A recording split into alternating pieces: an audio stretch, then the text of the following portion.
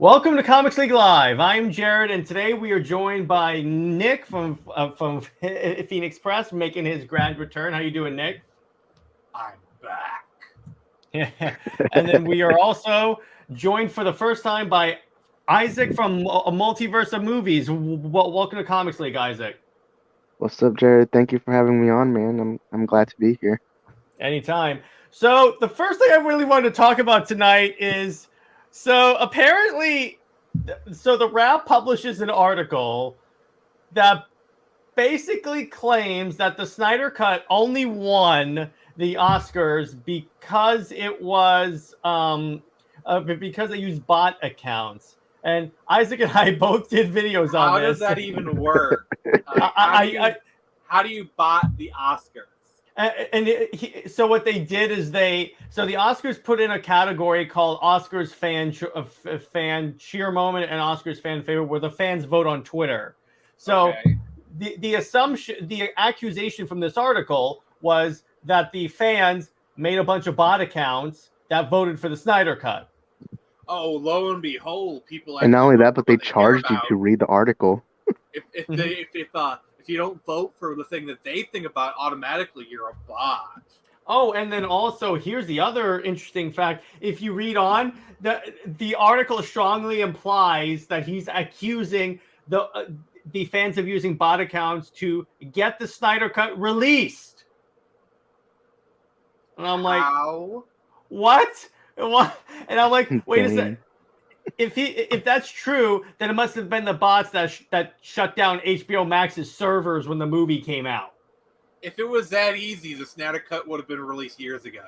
Yeah, I know, right? I'm like, wait a second. Like, if it was literally as simple as spinning up a bunch of bots, literally it would have been released, a year after the after the Whedon version.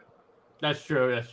All right, so Isaac, I wanted to ask you, why don't you explain to Nick about the particular author of this article and his relation to the Snyder fandom? Yeah, the guy's name is Humberto Gonzalez. There's a lot. So around the time when Justice League first came out back in 2017, some of his comments he kept saying that Zack Snyder should be done with the DCU. He was saying that Joss Whedon and Jeff Johns should take over. And there's a lot more information on it, but the guy who wrote the article has like a heavy bias, like he has a heavy biased hatred towards anything Zack Snyder related. And so to me that heavily implied that he really and he also said that the Snyder Cut was never going to happen. That to me really shows that he has a heavy bias towards the whole Snyderverse stuff. It's like, so I genuinely believe that is he's butthurt. Yeah. Yeah, pretty much. Yeah, and there's like a lot of information like on him. Like, it's obvious this guy really can't stand that he was wrong about the Snyder Cut years ago. Which is fine. I always tell people, you don't have to like the movie. You just have to be honest about it. Mm-hmm. And honestly, I don't think obviously the Snyder Cut is superior, but I don't think even the Whedon Cut is like the worst thing ever. It's not terrible, but it's no Birds of Prey. Oh dear God. But I don't know. I saw the Justice League in theaters and I had a good time, but yeah, the Snyder Cut is definitely more of what we should have had. Yeah, when I saw the Whedon Cut in theaters, I originally thought it was good because I had those blinders on of, I just saw a Justice League movie. That this is so great. We finally got the movie. So then that lasted until my second time watching it. And then I was like, okay, that doesn't work. That doesn't work. Honestly, my favorite thing about Justice League is they brought back the 1989 Batman for him, and my inner Keaton fanboy was like, hey! I'll agree. That was pretty good. But then it was it's just Danny Elfman just did dusting out his old stuff for the sake of time. And then I'm on Twitter and Vero looking at what Zach is posting, saying, oh yeah, this wasn't in the movie, this wasn't in the movie, this wasn't in the movie. So I'm like, it's like the minute he shows me a picture of Darkseid, I'm like, wait, what? You left out this? One thing that surprised me if you compare the two is Joss Whedon really likes doing close-up of Gal Gadot's butt. Yes, yes. Like I thought that was a Zack Snyder thing. Like I thought that was No. a Snyder Cut thing. But when I watched the Snyder Cut, all those butt shots miraculously disappeared. Like Zack cares more about Gal Gadot's action scenes than what her posterior can do. I remember, Joss Whedon's the dude that was wearing a shirt that was like, "This is what a feminist looks like." I'm like, "Oh, sure." I mean, like for you know, like feminists go on and on about the male gaze. You know, for a feminist, he was really kind of showing the male gaze there. There was also the scene where the Flash trips and falls into Wonder Woman, and I'm like, "What the hell?" Like the most anime trope ever. Yes, exactly. And he also did it in Age of Ultron with Black Widow and Hulk. Yeah. It's the same exact Let's joke. not talk about that. Let's not talk about. We don't talk about Age of Ultron on here. You did not see that coming?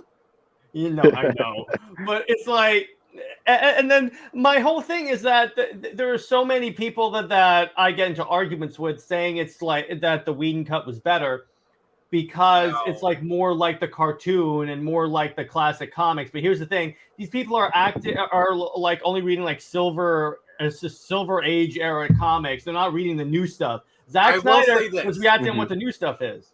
I will say this though: if Joss Whedon had done Justice League from start to finish, if it would have been entirely his creation, it probably would have been a pretty decent to pretty good product. You know, debatable, yes, but it would have been his whole vision. We would have gotten Avengers, Age of Ultron, and it would have been because the biggest problem with the Whedon cut is Whedon is because you got Whedon and Snyder are literally two different directors. Like they could not be farther apart. Yeah. And basically, Whedon had to turn a Zack Snyder film into a Whedon film while still using Zack Snyder's story and everything whatnot.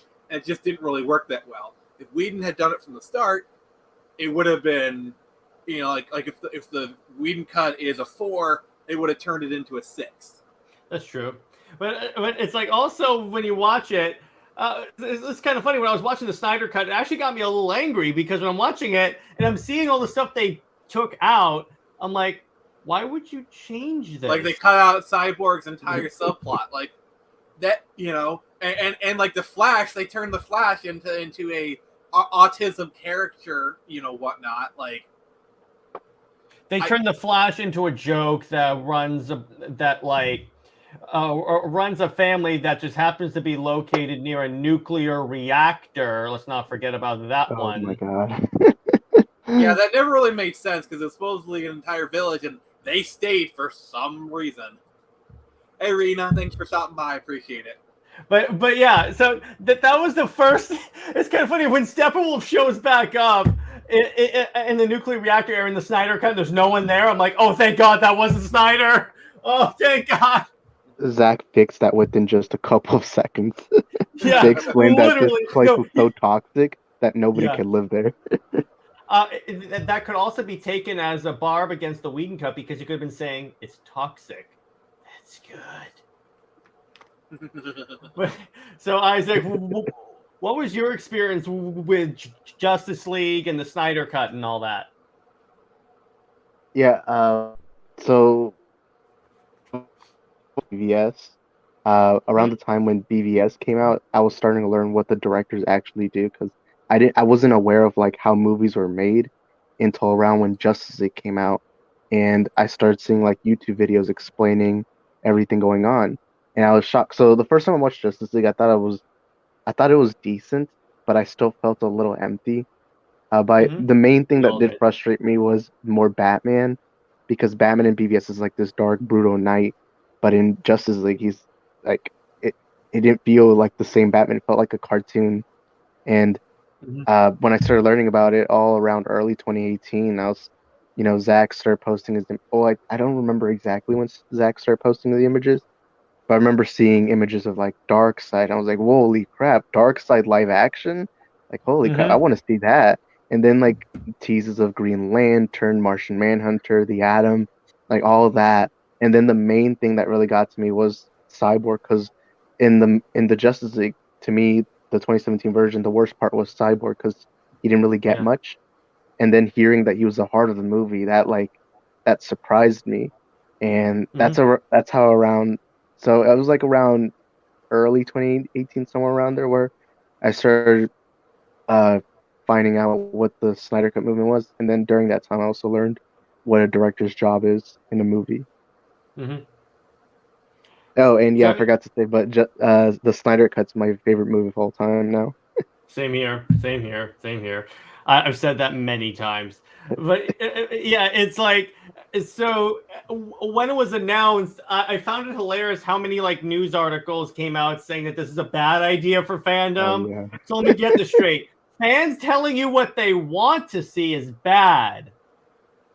I just want to make sure I understand that there. And even Clownfish TV put out a video today about the hit piece that came out the other day, and they were talking about how like even like when it was first announced, they were like, "Oh my gosh, this toxic fandom pressured Warner Brothers," and I'm like, I mean, don't you know? Sit down, shut up, and get hyped for the next product. And after that's done, you sit down, shut up, and get hyped for the next "Yeah, product. That's yeah, what you do, exactly." you little entertainment consumer. Yeah, you don't know what you want. We know what you want. We're the Hollywood elite. We live in Los Angeles. We live in the city of angels because we are angels. Our farts smell like poppy rainbows. Yeah, it's true. But and it was hilarious because even when the Snyder Cut won, it was surprising not only how many movie fans, but also DC fans were blasting this movie, and I'm like, you do realize that a Oh DC yeah. fan beat Endgame and No Way Home. What? Also, I love the reviews. People who the Snyder Cut, like, yeah, like they had to even like the word feels like, yeah, it's actually better, but I'm just gonna flood this with activism to kind of bury that, you know. Mm-hmm. I Yeah, love the reviews were great. it's like I was on a stream with Nerd at Newsstand like last week, and we were talking about just fandom stuff. She knows I'm a Snyder Cut fan, and she even said, "Jared, I will admit this thing: the Snyder Cut was better than the Whedon Cut." And I'm like, at least we agree on that part there. Yes, I think anyone who watches the two, yeah, would agree. Like, yeah, it's like I just wish they would have cut it up into 4-hour chunks. Like, I think it would have worked a lot better as like a You mini could still do that because it's in parts on the HBO Yeah. Max. But it's like I was talking to Truth about this too, and what's funny is that when you watch the Snyder Cut, it flies by like fast, all those 4 hours. But then when you watch the Whedon Cut, it just Mhm. goes on forever because and ever. there's so many like talking scenes that just are just vehicles for jokes rather than like each scene. Like honestly, I bet if they would have let him, Zack Snyder probably could have done an 8-hour cut of 8-hour Snyder cut if they let him. Yeah, I want the 24-hour cut of Justice League. Now That's we're getting into some Lord of the Rings extended edition territory. And yeah, I'm all for no, it. it would be taking all the extended editions of Lord of the Rings and putting them into one movie. Bring it Just on. give me every single second of footage he has on his Hook me up camera. with a catheter and we'll go.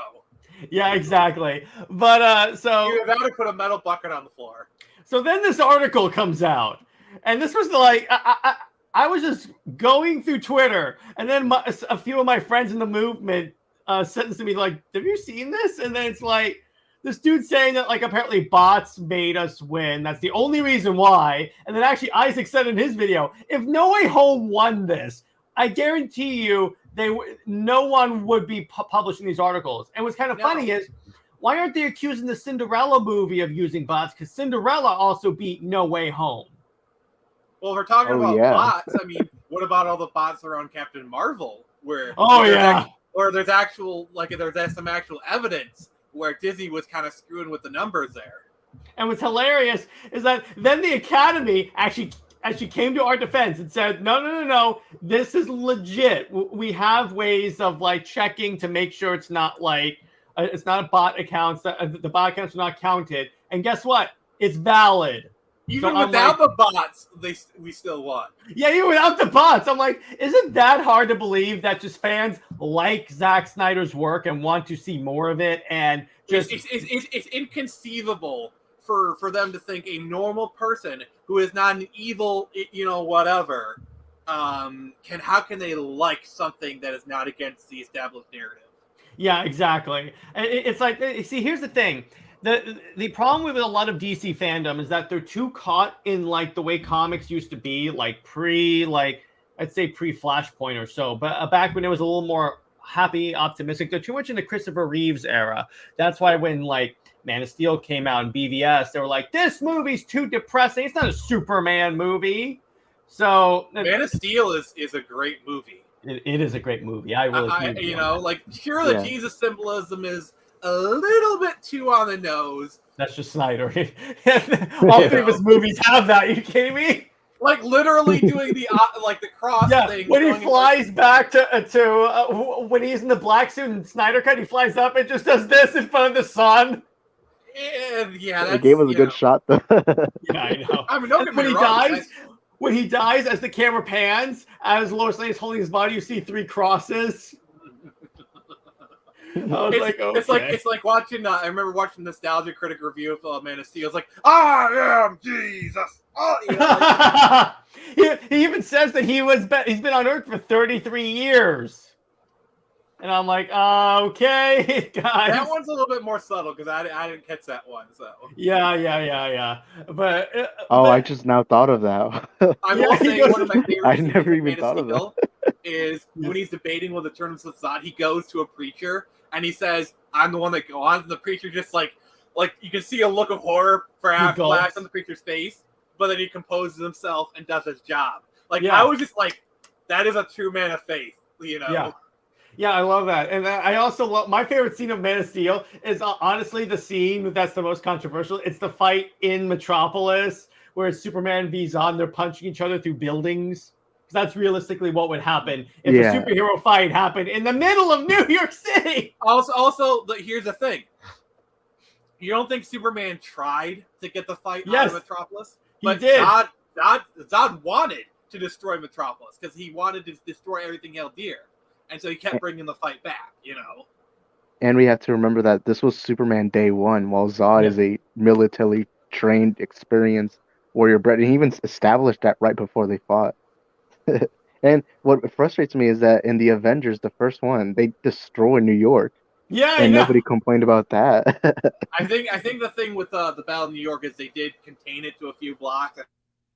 The thing in the first Avengers. Yeah, I guess that. So it wasn't all of New York. It was just like they contained it to a few blocks. But yeah, they did that in Man of Steel too. It was relatively contained to one area. It wasn't the entire city. They literally destroyed all of Sokovia. The destruction of Metropolis. Yeah, they launch a meteor run. They pick a city up in the Avengers 2 and just throw it down on Earth. To be fair, it's a shithole European city that no one cares about. That's true. So but what's really funny is that I call that Marvel privilege because Marvel can do these things and everyone praises them. Oh, that was such great storytelling. Zack Snyder does it. What are you doing? You're ruining my characters. That's why I think like Zack Snyder is probably one of the most I would say misunderstood directors because everyone has this particularly in his DC films, because I've always said that his DC films are way better than the entire MCU because ultimately, guess what? Each one's a different movie as opposed to the MCU where it's all rinse and repeat, Guardians of the Galaxy with different skins. In this one, you had Wonder Woman, which was more hopeful. You had Man of Steel that started off kind of dark, but got hopeful. I will defend Netflix Daredevil. Netflix Daredevil. Okay, is literally the best. Netflix Daredevil is better than DC, but that's the only thing I'm going to say. But that doesn't count as the MCU. But it's still Netflix Daredevil is awesome. Okay, you can say that. I'll give you that. Yeah. It gave us John Bernthal's Punisher, so I'm like, yes! His Punisher show is fantastic. But anyway. Oh, yeah. But anyway, so it's like, he's the director, I think, that gets hate for literally no reason. No reason. And I did a stream with Enosh from Point Dexter Lounge about this, and we were talking about BVS. And when we pulled up an article about that was criticizing BVS, 99% of the criticisms was someone that obviously did not watch the movie or completely missed the movie. Well, the problem with BVS is you have to watch the Ultimate Edition to even make sense of what's going on. If you watch the Ultimate Edition, actually makes a good bit of sense. The problem is the Ultimate Edition was kind of an afterthought. The damage was already done by the time Batman v Superman came out. Yeah, that's true. If the Ultimate Edition had to come out in theaters, honestly, we would never have the whole Justice League debacle. No, we wouldn't have, because he whenever anyone says, and Isaac disconnected, but anyway, when the Ultimate Edition came out, let's not forget.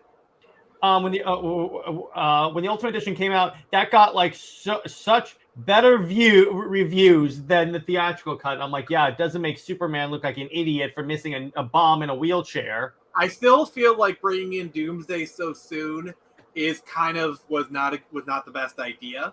I agree with you that's the one criticism I do kind of agree. Well, that I see as legitimate. I don't agree with it, but I still see as legitimate, and that they tried to cram too many stories into one movie. And plus, they made the biggest mistake you do in these versus movies, where it's like Batman v Superman, except in the end they team up. It's like they kind of do like that tired old trope. Yeah, that's true. They but here's the thing, and it's actually kind of funny. Is that also the Martha scene is stupid. I'm sorry. No, it's not. No, it's not. No, it's not. I have had so many debates on that. I disagree. That is not stupid. Because here's the thing: when Batman is about to kill Superman, remember there's a reason why when Superman says you'll let him kill Martha, it flashes back to Batman's parents being killed.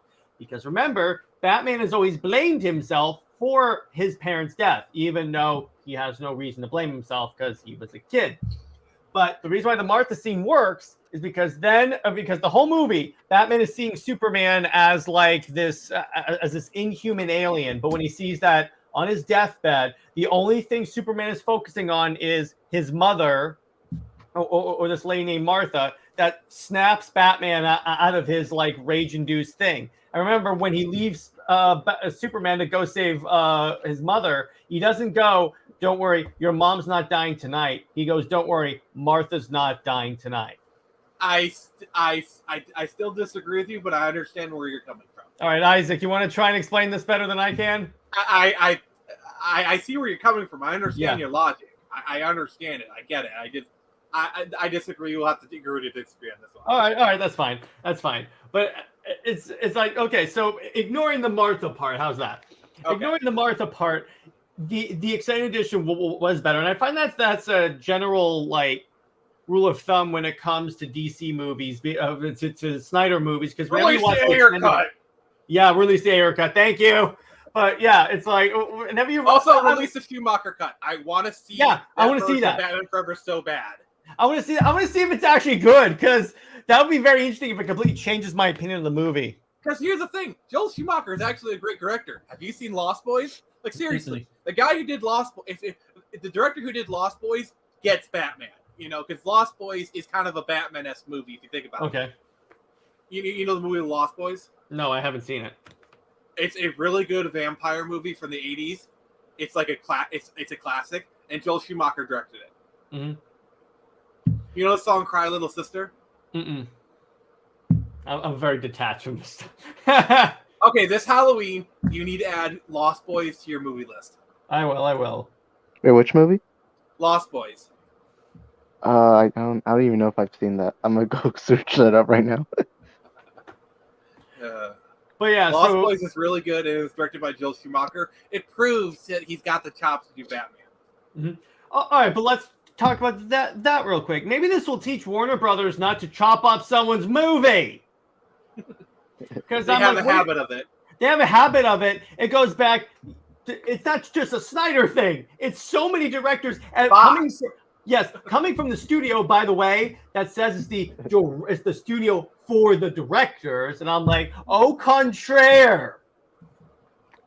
Because it's like you have Justice League, where here's the messed up part: they used his suicide to fire him from the movie, and then they blamed the failure of the movie. Suicide.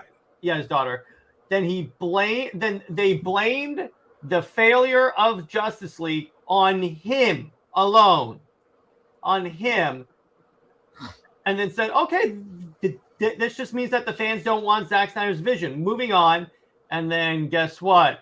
This is why I always tell people, whether or not you like Zack Snyder's movies, I'm going to say this, and I cannot emphasize this enough. At least he had a plan. That's really kind of the biggest problem with WB right now. They've had individual hits. Like, Aquaman was pretty good. The first Wonder Woman was decent. Joker, I personally thought it was boring, but I know a lot of people like it. The Batman was pretty good, in my opinion. Like, individually, they're doing some good movies. They're kind of getting things back on track individually, but they have no cohesive plan. Shazam, oh my god, I love that movie. That movie was so good. Oh my god, it was better than I had any right to be. And like, individually, they're doing good Batman, stuff. Yeah. I mean, it's not a perfect Batman movie, but it's pretty good. You know, but we can kind of talk about that later. But like, individually, they're doing some good stuff, but like, they have no over cohesive plan. They have no, like, you know, because the thing about the MCU that made it so interesting for so long is there was momentum, there was a trajectory, there was like, hey, we're going somewhere with this. Like, you know, phase 2 into phase 3, it's like, oh, Infinity Stones here or there. It's like, it had, each movie was another step in the sequence. Yeah, exactly. It's you got the sense that it was a cohesive universe. When it comes to the Warner Brothers area, it's like, let me put it this way: when was the last time we got a solo Superman movie? It's about to be a decade. That's the frustrating part. And the thing is, Henry Cavill is such a good Superman, and the thing he wants to play the character. I'm hoping they do, like, I think a lot of it depends on how badly Flashpoint's going to do, because, like, I that movie is so DOA. Like, I think they're hoping that after a year, people forget Ezra Miller stuff, but here's the thing. Ezra Miller's on a downward spiral right now. He's just going to keep fucking up. He's going to keep doing stuff, yeah. You know? And honestly, that movie is such a shit show. Like, they're trying to introduce a new Supergirl who looks... Ugh.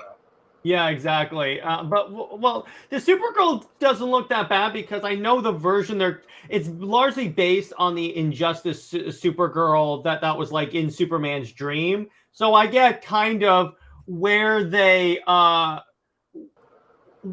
sort of get the idea for that look. But hang on. But in terms of, I see what you're saying. But the whole idea about how they're apparently replacing Superman with Supergirl is just like, what? You did that in the CW, and we'll get to the CW in a second. And guess what? It didn't work. I mean, the first season or so, when it was on CBS, was actually kind of decent. Like, it was. The thing that really kind of ticked me off was there's a scene in the first episode where Supergirl's like, don't you think calling it Supergirl is kind of sexist? And then Cat Grant is like, I'm a girl, I'm smart, I'm powerful. And if you have a problem with it, why, you know, it's like, I thought that was kind of a message to people. I thought they were trying to say, hey, you know, we're going to, you know, like, I thought that was, but it's just, you know. Yeah, exactly. But, I mean, actually, while we're doing that, let's go ahead and transition to the CW news, because the axe of Zaslav came through and completely beheaded the CW. I'm like, yeah, he literally, he's like he's in The Shining, banging on the door with the axe, and he goes, "Here's David." Oh, okay, I was gonna do that bit. Okay, cool. Yeah, here's David. That's literally what he's doing. Here's David. There you go. That's it. Because he canceled 8 shows. And... Oh my god, I really want to do a Photoshop edit where I put his face on top of Jack Nicholson's and just say, "Here's David." Yeah, and it's a bloody axe, and then on the door are bloody posters for all the shows he canceled. Oh my god, someone, either me or someone else needs to do that edit.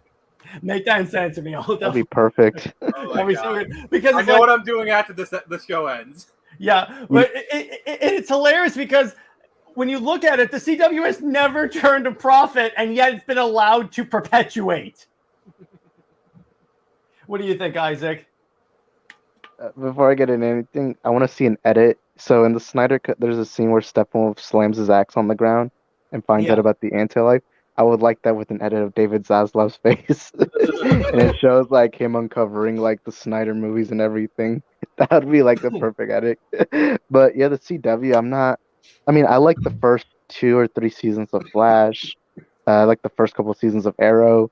Arrow I've season liked 1 and Superman. 2 are masterpieces. Yes. Yeah, and I've also surprisingly liked Superman and Lois. Oh yes.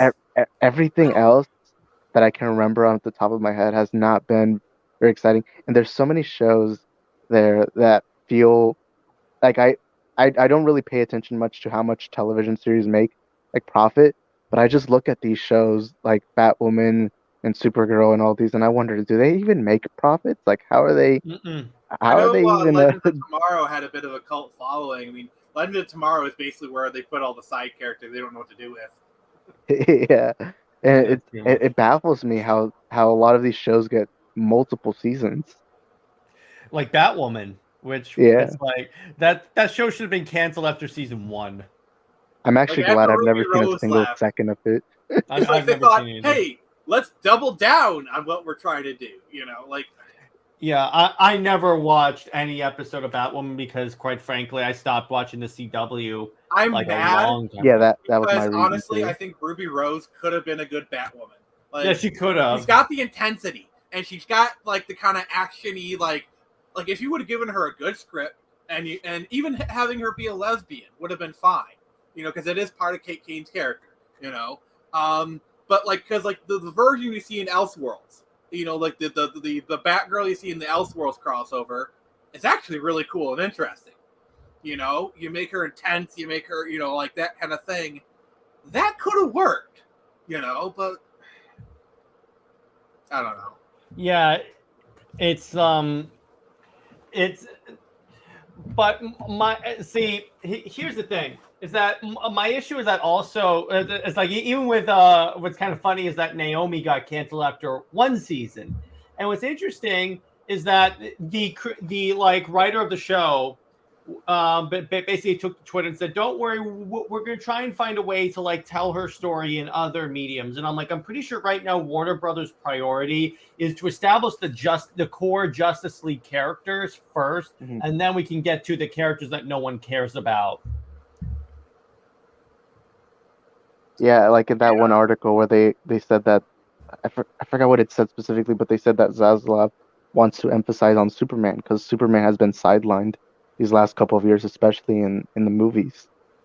Yeah, even the comics too. But besides that, but it's like I'm watching this and I'm like, all this should be obvious information. By the way, it's like if Superman's the most recognizable superhero like of all time, why aren't you using Superman? Yeah, and you got a Superman that people actually like. Yeah, like, people like Henry Cavill. You put Henry in there, people are gonna go see it. The women will go see it because they want to see Henry Cavill shirtless. It's not that hard. It's why Aquaman made $1 billion because of Jason Momoa's abs. It's also because it was a good movie, but that's besides the point. But also, Jason Momoa is shirtless a lot with the movies, so the women. I'm sure that helped. I'm sure it got him a couple $100 million. But yeah. Let me ask you guys this. Were there any shows that were canceled that actually surprised you that they were canceled? I didn't look at the list. Is Riverdale still going on? I think so. Sadly, I think yes. Riverdale at this point is like the train wreck that you just can't keep your... it's still on. Yeah, I think Oh my god. Riverdale is Didn't they give them superpowers? I've stopped watching. I honestly, I think there's nothing Riverdale could do could be canceled because the whole stick is Riverdale's so ridiculous. It's like you can't keep your eyes off. It's like it's like a train wreck. You can't peel yourself away from. There's a lot of hate watching on it. Yeah, exactly. But the show that surprised me honestly was Legends because I mean I thought at least that one was the one that was at least a little bit liked by people. It's like that was always. It was also in season 7. You know. Yeah, that's true. But the issue with it, and I think and my co-host and I talked about this in the episode that's coming out tomorrow. One of the issues with Legends is that the original cast was so whittled down. So by the time you got to the end of the series, it was only Sarah Lance left. So all the characters that people had grown to love, like Mick Rory, they're gone. Which, yeah, I mean, Wentworth Miller was really only in the first season, and then he kind of came back and forth. Well, see, my problems with the Arrowverse is that, so I get the whole corporate reason, but they made all these series about these important air quote DC characters, but no Batman or Wonder Woman. I think they couldn't do it. Like, I think that's a big reason why they did Batwoman, because they only did Batwoman after Gotham went off the air. Like, I don't know if you noticed that. Mm-hmm. Like, once Gotham was off the air, that's when they did Batwoman. They had a Batman in the crossover though. It was Kevin Conroy. Well, they have a Superman. They butchered it though. They made him a poor man's Dark Knight Returns. Yeah. Oh yeah, I did not like that cameo. So I will say it was cool to have Kevin Conroy play Bruce Wayne in live action. That who actually killed Superman. So just the novelty of it is cool. Mm-hmm. Just the nerd in me is like, oh, this is so cool. It's like when Tom Welling shows up, I'm like, oh yeah, even though he doesn't do anything. And then Erica Duras she's actually shown up a few times on Supergirl. Mm-hmm. Actually, I saw a clip of her appearance. I think she was actually the name of one of the Supergirl of the Lois Lane actress from the 50s TV show. Like she was Noah Neal or something, which was the name of the Lois from the 50 TV show. Which okay, that's a cool callback. Yeah, exactly. Another thing that I really liked is, I mean, I did find it's kind of bold of them to basically like make Oliver like the Spectre, and I was like, well, that's kind of funky. Even though I get Green Arrow has a way to kill him off, but also they can bring him back whenever they want to. That's why they. That's true. That's true. But going back to the reason why I talked about the CW, do you guys think that we're seeing the end of the CW and the Arrowverse? Do you think eventually we'll get like Flash will be canceled and then Superman and Lois will be brought to HBO Max instead of CW? That way they can put more like fun. So in other words, they'll take the shows that work, put them on HBO Max, and then just eliminate the CW. Yeah, it's kind of interesting if they put everything on HBO Max, because HBO Max has its own DC shows.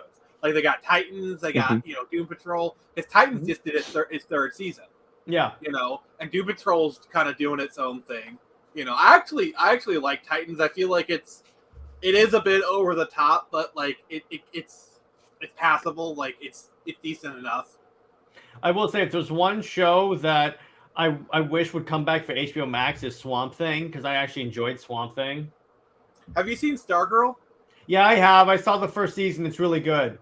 Yeah, I haven't seen the second season. I like the first season. Yeah. So basically, my assessment is that we're seeing the end of the Arrowverse in the CW. Eventually, they'll just call it quits and say we're done with this, and then essentially we'll see like high quality DC shows coming from HBO Max instead of like the teen drama, like really bad writing that we get from the CW. Because I guarantee you, let me put it this way, if The Flash does not do well this season, I don't care if it's been authorized for the 9th season. It's done. It's done. At this point, I wouldn't put anything past Zaslav. I mean, honestly, they need to cancel Flash so they can have Grant Gustin take over for Ezra Miller. I'm not okay with that because here's the thing. Grant Gustin is a TV actor. I'm not so sure I can buy him playing the Flash in a movie, particularly the Flash in the Arrowverse. I mean, in the Snyderverse. Okay, he'll do a better job than Ezra Miller. That's debatable, but we'll go on with that. I mean, if you just look at the crossover they did for Crisis on Infinite Earths, like Grant Gustin was acting circles around Ezra. Like Ezra was doing like really like generic, how is this happening? While Grant Gustin was like, more subtle with his acting. Like literally you had the two side by side and it was objectively clear that Grant Gustin was a better actor. That's true. Even though there was an article that came out that said that Warner Brothers has said they have no plans to replace Ezra Miller. They say that now. But exactly. It's a face-saving maneuver because the Flash is coming out. Yeah, once the Flash comes out, I'm wondering what they'll do. I think that's what it is. Is they delayed it a year for two reasons: reshoots and have people forget about this shit. And if the movie comes out and if it does well, Ezra Miller is our star. We always believed in him. And then if it fails, Ezra Miller's gone. We never believed in him. You know? Now, my other question for you guys is that you think that based upon all of this stuff with like the Flash reshoots going on to that, could this be signaling a resurgence of the Snyderverse? Isaac, I'll start with you on this one. Yeah, I think what's happening right now is Zaslav's cutting down on things that aren't making them the big bucks. And I think ever since he said that quote saying that hasn't been any emphasis on Superman, my immediate thought was, yeah, I think they're gonna bring it back because you want to have this, because realistically DC doesn't really have a plan right now. At least without Snyder, it doesn't seem like it's going anywhere. And then all of a sudden if you bring back Snyder, you get this big giant franchise with iconic characters like Superman, Batman, Wonder Woman, and you Deathstroke. fight. Yeah, Deathstroke and all of those, Joker too, and all that. They have for Deathstroke, I was so hyped. Yeah. And you can tease like this big bad, like Thanos level, dark side. And, I see Zaslav wanting to do that because, I mean, BVS made $800 million in the box office, and that was just the second movie in the cinematic universe. That to me is impressive numbers. And not only that, but I made an entire video on this, but more people like the Snyderverse now than they did in 2016. Because back then, I'm sorry, go ahead. Well, I was gonna say that's because the Snyder Cut came out and people got an idea of where we're going. So here's the thing. If let's say the dream happens and Snyder comes back, if you want to do this properly, you got to set it up. So what that means is you got to do solo movies for all your core Justice League members. That was the plan. What I'm thinking is this is like if they manage to bring back Zack Snyder and they want to do this proper. Do a new Wonder Woman movie because Wonder Woman needs a redemption movie. Aquaman minus Amber Heard. A new Flash. I'm sure they're going to replace Amber. Yeah, like seriously. Just do a new everything, and then like really build up the hype. Do it right, do the Marvel style, and they bring back Zack Snyder. I guarantee you, like all the people will come back. Well, I do know that. If the leaks about Flash are true, the way the movie ends is that Barry's in his apartment and on his TV is Ben Affleck going, "Find us, Barry."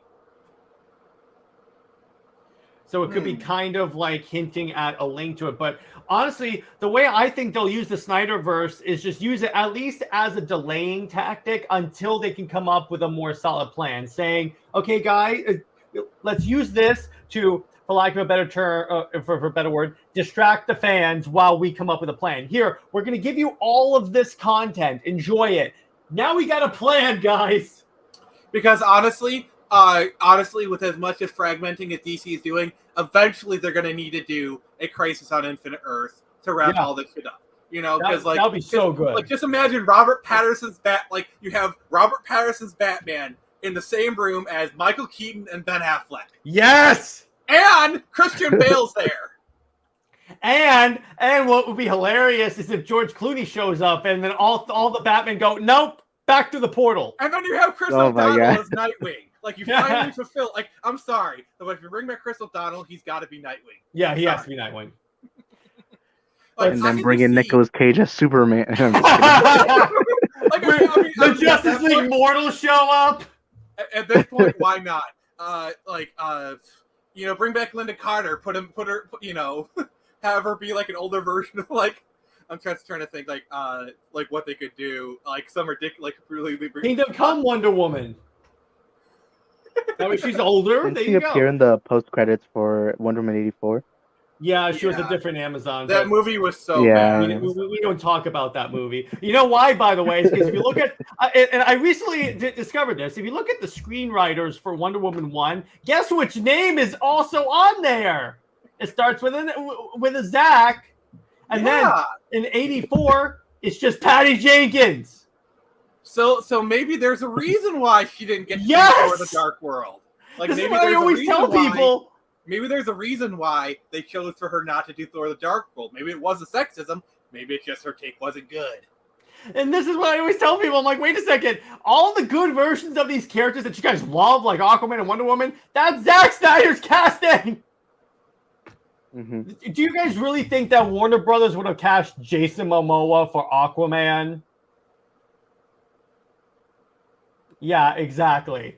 Exactly my point. They would have gone with the typical blonde-haired, blue-eyed dude. Honestly, I like Ray Fisher as Cyborg, but he said so much shit. I'm not sure if they'd bring him back though. Well, remember, he said some stuff about the old leadership, and that old leadership is dwindling real fast. And to be fair, he was The saying a lot of Axis shit Zaslav. about Joss Whedon, who is a fair target. Fair. I love, by the way, when Joss Whedon's response article came out and him like giving his side of the story, and it did him no favors. Like he talked about how like we said about Gal Gadot, for example, where she must have misunderstood me. She doesn't speak English that well. I'm like, what? Oh my god! That's what he It's so said. long to come up with that I'm terrible sorry, response. But not even the altest of right person would say something that sexist. I'm sorry. That's stupid too. It's not even sex because this woman speaks like 3 languages, and I've heard her speak. Yeah, like he's former IDF. He's a certified badass. Yeah, so I'm like, dude, stop talking. He called Cyborg a certified bad actor, and it's like at this point, if I were sitting right next to him during this interview, I'd go, Josh, shut up. You're not doing honestly, if you watch the Snyder Cut, Cyborg does amazing. Like he is an amazing performance. Like it's because he's depressed on the movie because of what he is, but there's kind of a subtlety to his depression. He's not just like, I'm mopey, like there's points of anger. He's happy after he helps that woman. That to me was my favorite scene, especially. Mm-hmm. My favorite scene was when Superman's about to, when Steppenwolf is about to kill Cyborg. The axe comes down, and the axe on the shoulder, and Superman goes, "Not impressed." I'm sorry. I love that. But the only thing that I feel like the Whedon cut did better, and this is more my Reeve fanboys and talking, is when he came in and he punched Steppenwolf, and you hear the doo-doo-doo, you hear like the faintest of the Christopher Reeve thing kick in. Well, that was after he just all of a sudden just materialized out of nowhere. It wasn't even with the punch. I prefer the Snyder one because they had the theme when he fought General Zod. It was giving me like that Man of Steel vibe. But I again. do like the Christopher Reeve thing, just the hint of it coming in. That's true. But here's the problem, though, is that those themes don't work for these iterations of the characters, though. That's part of why, yes, as a fan, hearing those themes like the Batman theme and the Superman theme are great, but it doesn't work in this universe. Yeah. Where when you have the Snyderverse, it's cool having that individual, having all of those different new themes that are callbacks to Man of Steel. But the reason why I like that scene with Superman so much is the movie spends so long hyping up that apocalyptians are afraid of Kryptonians. And that scene, just with the axe hitting his shoulder and just clanging, that answered the question of why they're afraid of him. He even said... What I love... Yeah, I'm sorry, go ahead. What I love about that is Superman could have pushed Steppenwolf, he could have grabbed the axe, but now he's like, I'm much stronger than you. I'm just going to stand in front of you. About the black suit, there's a practical reason. Because black attracts the most light. Yeah, so if you want to regenerate, and it looks amazing. It helps regenerate him faster because black attracts more sunlight. So it has a practical reason for existing. And here's the thing, I actually like him in the black suit a lot more than the blue suit. I'm going to tell you that right now. That's my hot take. I think it's a better looking suit, particularly that Honestly, one. I'm just mad because they put a cape on it, and because I like the classic '90s post as Superman, kind of like the silver gauntlets and whatnot. I feel like a capeless version would have looked so cool. I mean, I see what you're going on that. I guess also get Henry Cavill with long hair. I don't care. And a beard. I'm like, yes. But anyway, so no, give him a mustache. Give him a mustache. Oh my god. Just have him put a mustache on his face. It's kind of like a fuck you to everyone. No, what would have been better, it's fine, don't worry about it. What would have been better is if in Man of Steel 2, let's say we get Man of Steel 2, all right? If Superman grows a mustache and he's in the he's in the bathroom. He just woke up. He walks in, sees in the mirror, and he goes, "Well, that's dumb." And then he just shaves it with the mirrors. That would have been so great. No, he does what he does in the animated series. He uses in the mirror movie, uses his laser. exactly. He would have said, "Oh, that's stupid," and then just eliminated. But I love because I'm watching this movie, and then I'm like, "How are they going to top this?" And then the Flash scene, and also in the next Superman, he has to cock his arms. Yeah. But yeah, so the Flash scene, I'm like, this is the first. He's like, "Oh my gosh, it's too late." Everyone blows up. And then Flash is like, "No, I got this." He just takes off. And then one of the cool parts is that, by the way, first off, here's the mind-blowing thing. That was the first scene they took out. That's the real mind-blowing. I think it's because they were confused or something. Wait, which yeah, is stupid. It made understand complete sense. I'm like, if you watch it in context with the movie, it makes sense. He's going back in time. But when you think about it, the VFX was not done for that scene when it was taken out. So Zach did that during quarantine in a relatively short period of time. And wow. I mean, honestly, that scene is a culmination of Barry's arc in the whole movie. Is like, because he's been afraid of going against his limit, pushing the limit. Like he's been afraid to really be himself.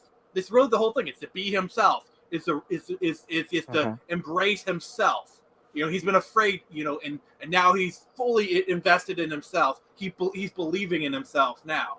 He believes he can do it, and he does it. He even says, "Dad, no matter what happens, I want you to know your kid was one of the best of the best."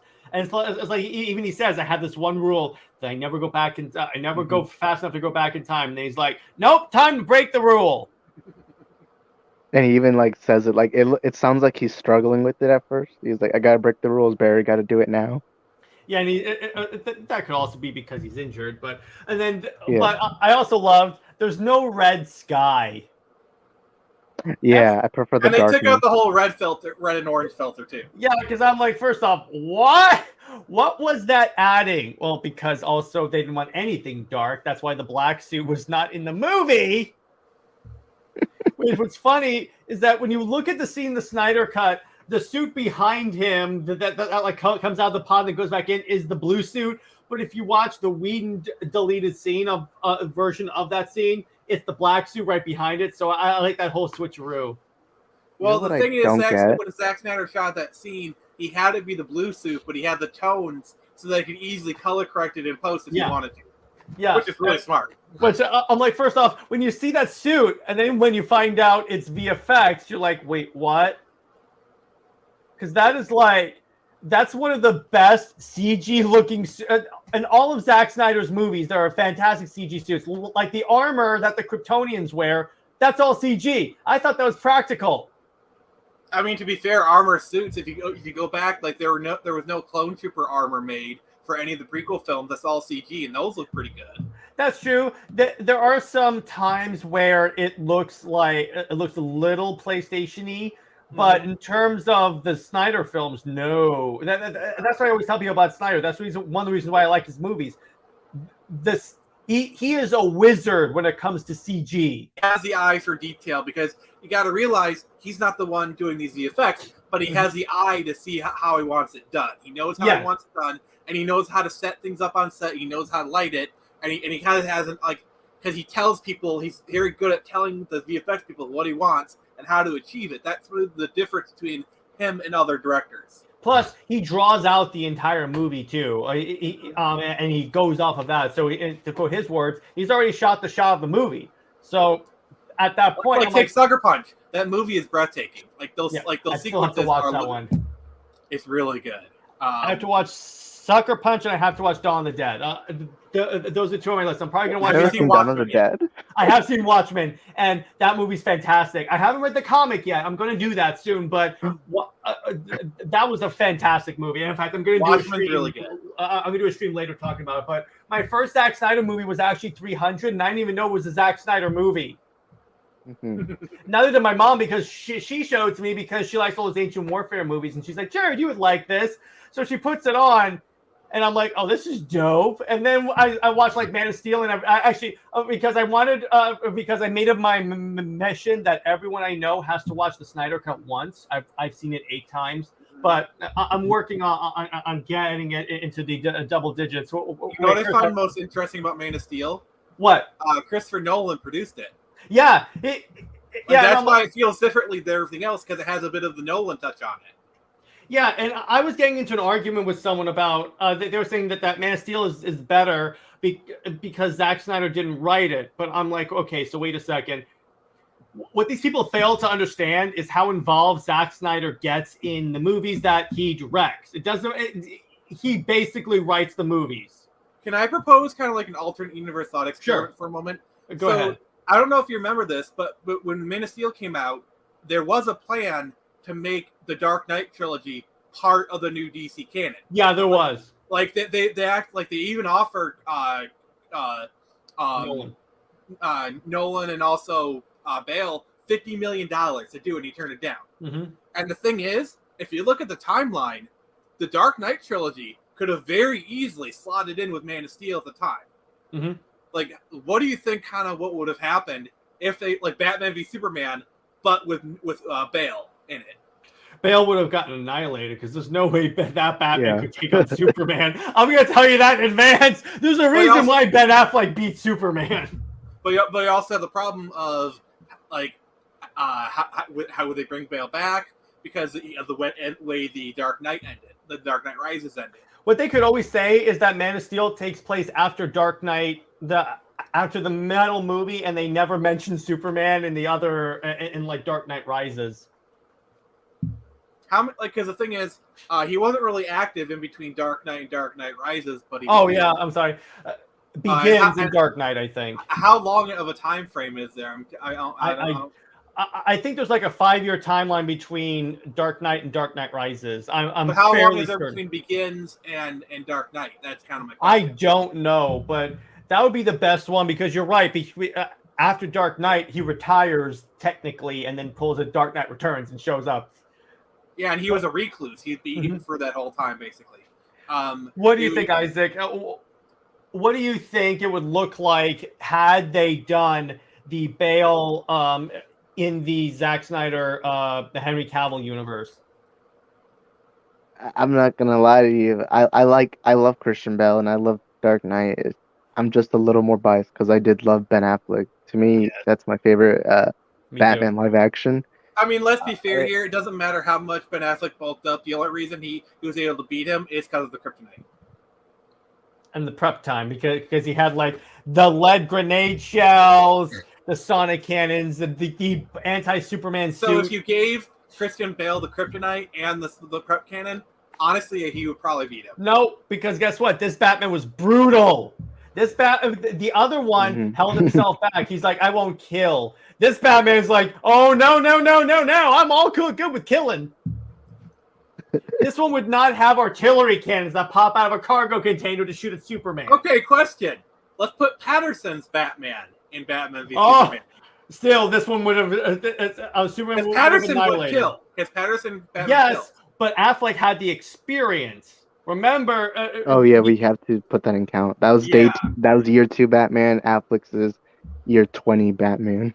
Yeah, so I'm like, no. Affleck was the only Batman that I could see that I could conceivably destroy Superman. Keaton might have. Keaton could have. Okay, I'll give you Keaton because Keaton didn't care. Like Keaton touched up a grenade in people's pants. Like if you take a post-Batman Returns Keaton Batman, he would destroy Superman. He would do a better job than Batman. No, George. Val Kilmer might. Val Kilmer murdered Two-Face. He murdered Two-Face. No, I have the Batman that would destroy Superman. You ready? Adam West, because he has the plot. He always has the plot device with him. He challenged Superman to like a bat dance off, a chess match or anything like that. He can walk up buildings. Or he would have an anti-Superman like spray. He would have a kryptonite aerosol can. Yeah, exactly. It's the bat shark repellent, but it has a green crystal drawn on it. He's too OP to fight Superman. But so what would you now? I'm going to reverse I'm going to take that thought experiment. But what would you what would the DCEU look like if they went with the Superman Returns Superman and combined that with Ben Affleck? I know it's a funny. It's hard to my God, I say never because thought I feel like I about that. didn't see enough. I mean, the Superman Returns Superman It's is a boring. Christopher Reeve Superman. It Yeah. is. It's So- the sequel. A lot of alcohol would be involved. So you gotta apply Superman. It's actually the first two movies are the thing that's canon for that one. So Superman 1, 2, and Returns is what you got to apply to it. And here's a question: how would Christopher Reeve Superman have dealt with Zod and Man of Steel? Oh, I think the way that we saw him destroy Zod in the movie is actually the way it would work. But you realize he only really finally beat him by tricking him. Yeah, exactly. I don't. This Superman would not snap his neck. I can guarantee you that. Yeah. But Like what he'd probably do is he'd probably rip the head off, the face mask off, and then maybe break his bones or something. I can see that. Now, here's another thought experiment. What would happen if instead of the Snyderverse, they combined the Chris Nolan Batman with the Brandon Routh Superman, and that was Batman v Superman? Christopher Nolan Bale would probably win. Though, because in the Reeve version, Kryptonite's fairly abundant. Also, I don't know. Like, honestly, Christian Bale probably would buy the Daily Planet. I could see him. He has in the comics. He's bought the Daily Planet in the comics before. So yeah, it would be hilarious. He shows up in the building, just checking out my new newspaper. He sees Clark. I now own him this newspaper. Yeah, and he goes to Superman. I now own you. He's flirting with Lois Lane and Superman. You can see like his irises start to turn red. And this is how that Superman turns into the nightmare Superman. It's just Bruce Wayne putting the moves on Lois Lane. That's it. That's what puts him in the dark. Oh my God. Okay. No. Hear me out. So you have Batman v Superman, but it also includes Heath Ledger's Joker. Oh! And you know where I'm going with this. You know where I'm going with this. I think I do. So Lois Lane is pregnant. And so basically, it's Injustice. Yes. You do the Injustice scenario where Heath Ledger's Joker kills the pregnant Lois. I can see him doing that. And then Brandon Routh becomes the Injustice Superman, which I think Brandon Routh probably could do Injustice Superman. He could. He did Kingdom Come to the CW. But here's the other thing. With Christian Bale as the Batman in that scenario. We would have to cast the other Justice League members because we need to have like the Civil War thing. So if we're going to do that, we got to do it with a 2000s era mindset. That's true. We can't do Gal Gadot or Jason Momoa or anything like that. Although we could cast Gal Gadot, Yeah, we could. Okay, we'll keep Gal Gadot because there's no one else I can actually imagine doing Wonder Woman. I think she was Miss Israel in like 2001 or something. So that's fine. And also, you do realize Henry Cavill was almost Superman Returns. Like, yeah, that's true. He auditioned for it. Also, when they're doing Superman Flyby, but he was actually almost cast in the 2000s, and then in Superman Returns. Also, Amy Adams was almost Lois Lane in Superman Returns and Superman Flyby. So, all right. Okay. Who would you cast? Let's start with Flash. Who would you cast as the Flash in that era?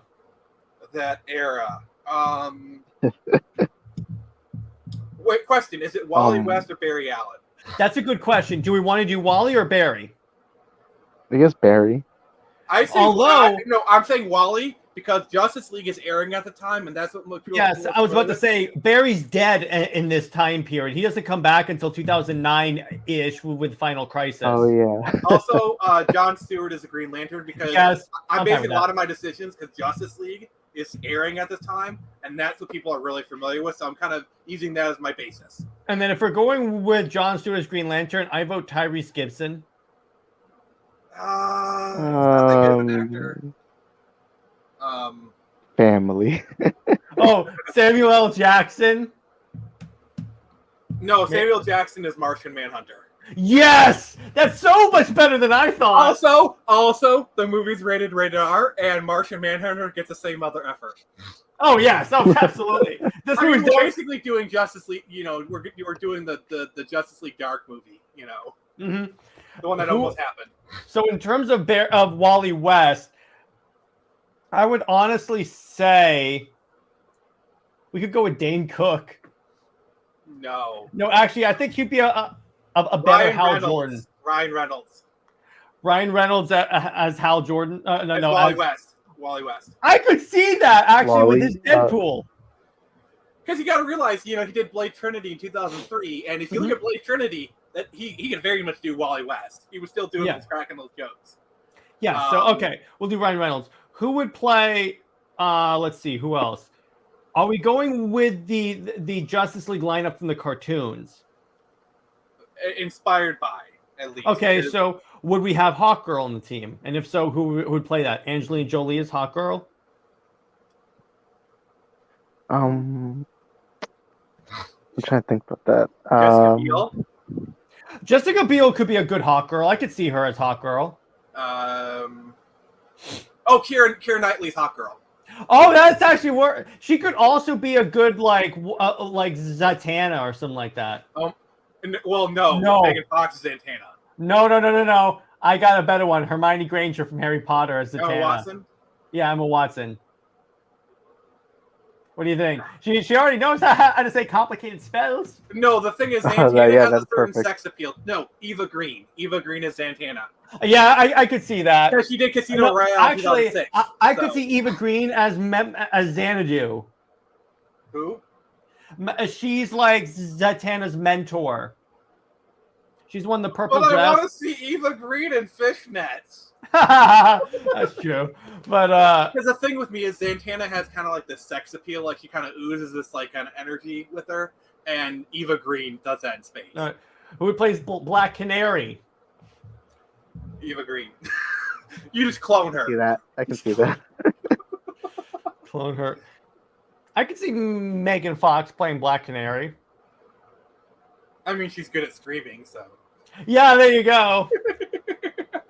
All you're doing is you're just adding VFX to her screams and making people go backwards. Yeah. Let's see. In terms of who's the villain in this movie?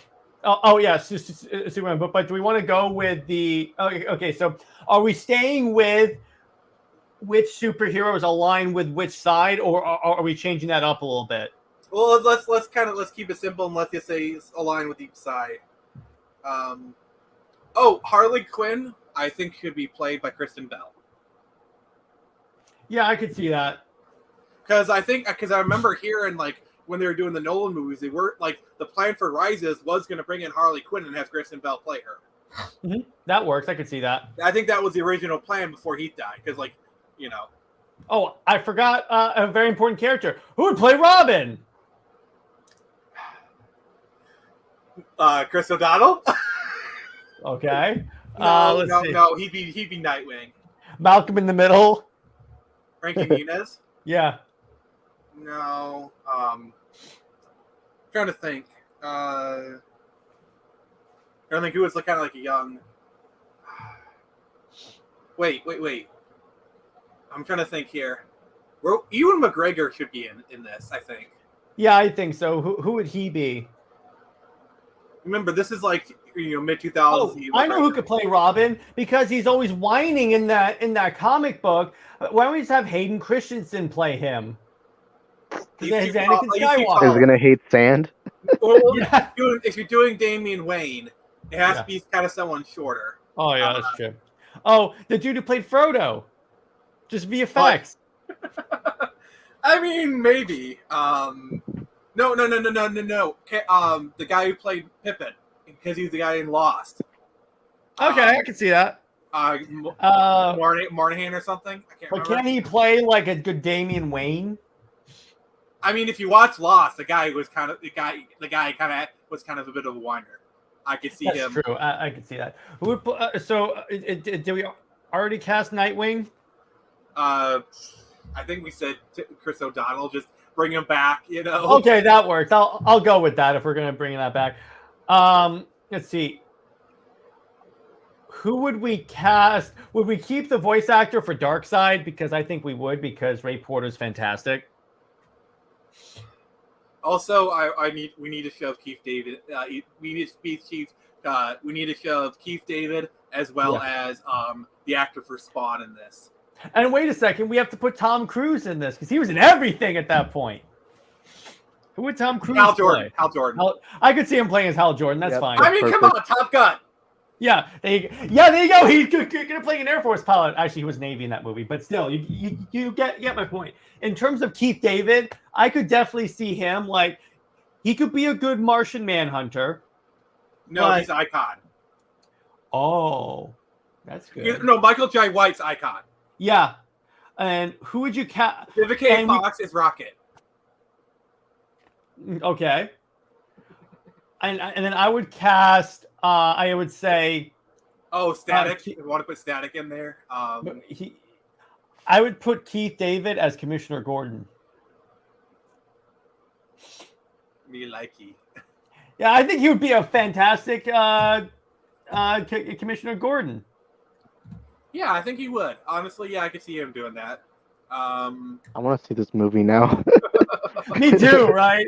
This actually sounds really cool. It gets even better. It gets even better, okay? What? So it turns out this movie is set in the Top Gun universe. So he gets the Green Lantern ring, and he becomes, instead of it's Pete Mitchell as a version of Hal Jordan, but it's the Top Gun. No, it'll say my real name is Pete Mitchell. I mean, my real name is Hal Jordan. I actually changed it to join the Navy. All right, so real quick, Isaac. What it is go ahead. he knocked up a senator, and one admiral's daughter. Mm-hmm. He changed his name, like he knocked up someone else before he won the Navy, and he changed his name to get away from it. And he's actually Hal Jordan. All right, so Isaac, real quick, because I know you have to go. Who is there? Anyone who you would cast? Wait, for which role? Let's say Hawkman. Who would play Hawkman? Hawkman. I'm gonna be honest. I'm like really bad at hand casting. And also, this is 2000, so you got into that like 2000. Oh. I can see the Spawn actor playing Hawkman. I can see that. The first time we raced a Hawk person, so. Honestly, you know what? I'm gonna leave it to Nick because I'm really I'm not very good at the fan casting. All right. Well, since you have to go, I just want to thank you for coming on. And then, where can everyone find you? Y'all can find me on my YouTube channel, Multiverse of Movies. And thank you, Jared and Nick, for the great conversation. Now I'm going to be fantasizing about this movie that we're making. We need to write this and pitch it to Zaslav. We have a guaranteed blockbuster.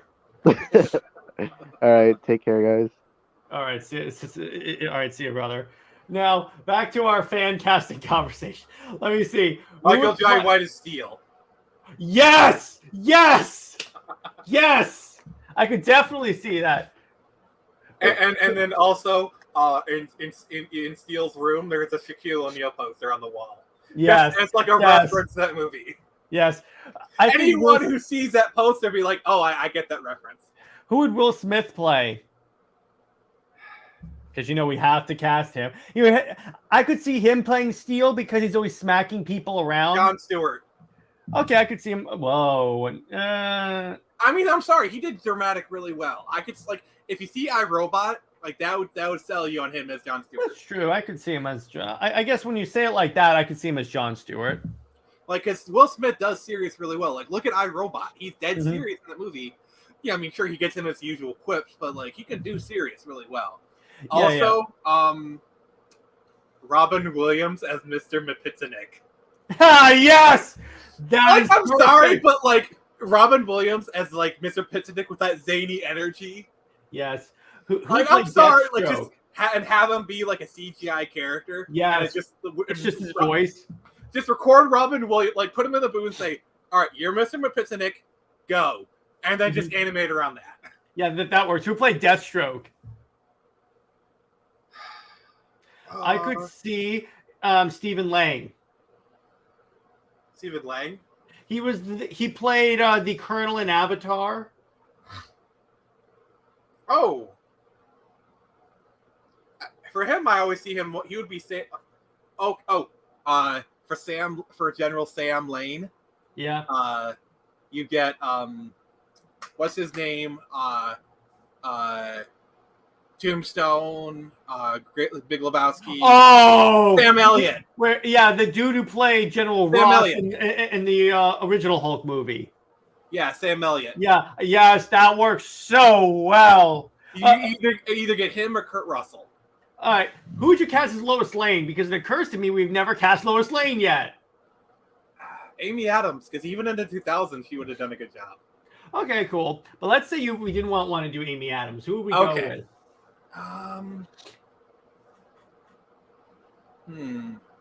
Megan Fox. Natalie Portman. Okay, I could kind of go with that. I mean, she's not going to be in the movie for that long. No. Olivia Wilde. Yes, that works. I'm sorry, but 2000s era, like OC era, Olivia Wilde. Yeah, she was good. What I would do for this story-wise is that have it so, yes, she plays Lois Lane shows up in the beginning, obviously, of the movie, and then even after she's killed, we have these sequences where Superman is dreaming of like happier times, or like he starts seeing hallucinations of like Lois Lane standing there, but she's all like bloody from when he hit her, from when he thought he was Doomsday. And she always says like, "You did this to me," so it kind of shows that like Superman's having sort of a mental break. Mm-hmm. Green Arrow. Who should play Green Arrow? Oh, that's a good question. Probably Nathan Fillion. Yeah, I can see Nathan Fillion. Like, I'm sorry, 2000s era Nathan Fillion. He definitely like Firefly era Nathan Fillion. Jimmy Malcolm Reynolds playing Green Arrow. Yes. Nathan Fillion either plays Hal Jordan or Green Arrow. Mm-hmm. Because he was fan casted a lot as Green Lantern. Yeah, well, he was him in the animated movies too. But I would cast Joss Whedon as the janitor. Just that's in the background and then gets killed in the battle. Oh, also, no. Joss Whedon plays a failed director who shows up on like billboards and for Hawkman. Yeah. The guy who played Spike in Buffy. I never saw Buffy. Because there's a couple actors I'd pull from that. How about the dude? He played one of the characters in Supernatural. One of the two. Oh, Jensen Ackles. Jensen Ackles is my choice for Red Hood. Yes. Yeah. Even now, he's my choice for Red Hood. I mean, after all, he played a good Red Hood in the animated movie, so I'm like, I'm fine. I'm sold with that. Would you cast Stephen Amell as anyone? He wasn't. Was he active in the 2000s? Yeah, it's a good point. Was he? I don't think he was. Yeah. Who would Tim Allen play? Also, you got to realize Smallville is active during this period, so that kind of Ooh, yeah. I would cast. Let's see. I would cast Tim Allen as Jor-El.